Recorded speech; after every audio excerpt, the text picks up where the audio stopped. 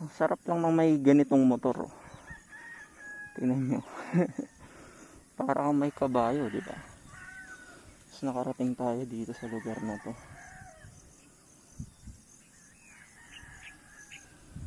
Part to ng Tanay. Tanay nga ba o Laguna? Hindi ko alam eh. Solid, di ba? Sino kayo may-ari dito? Mukhang masarap mag-camping dito. Nag-short ride lang tayo. Naghahanap tayo ng spot kung saan maganda magtayo ng camp or mag-camping para sa scenery, landscape. At tingin ko maganda tong spot na to.